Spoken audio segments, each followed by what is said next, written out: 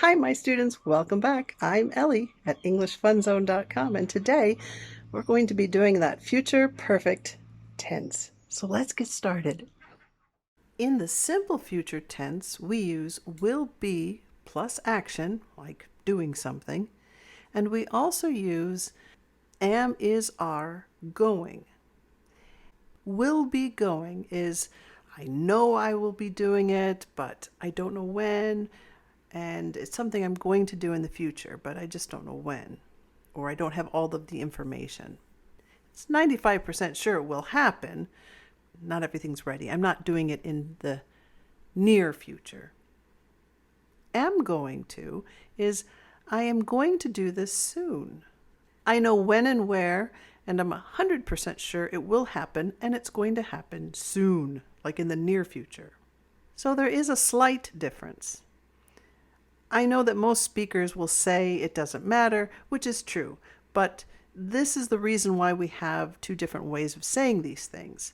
One is future and one is near future. However, with the future perfect tense, there is no difference, and these things can be used the same. So my recommendation is choose one that is easiest for you. Let's look at the examples of how we use the future perfect tense. Completed action before something in the future. I will have finished school by the time my sister starts. Or, I'm going to have finished school by the time my sister starts. Both of these mean that I will graduate and then the following term my sister will start school. Which one was easier for you? Remember, you can say it either way. You choose. Let's look at a question. Will she have learned enough English before she moves? Or, is she going to have learned enough English before she moves? Again, you can choose which one is easiest for you to remember. And the easiest for you to say. The next way we can use the future perfect tense is for a duration before something in the future. Here's an example. I'll have been at this company for 46 years by the time I retire. Notice that I'm using I'll have been and then a place, not a continuous form like I'll have been working.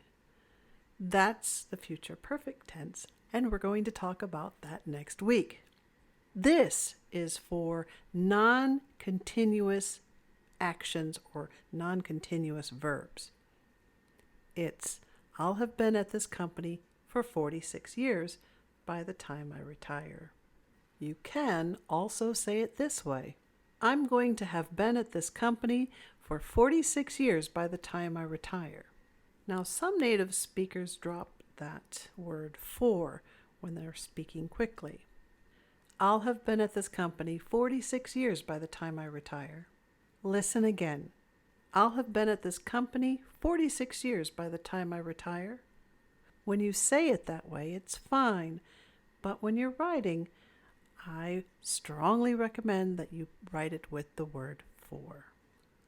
Let's look at going to have had because it confuses a lot of students. By Monday, Mary is going to have had my book for a week. A week is 7 days, so I must have given her my book last Monday. She's going to have, that's the future, my book, had it because I have given it to her. She is going to have had the book for, and then we need an amount of time, for a week, for a month, for 2 months. So there's that amount of time.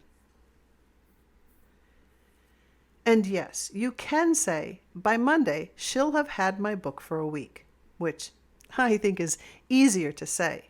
Listen again. By Monday, she'll have had my book for a week.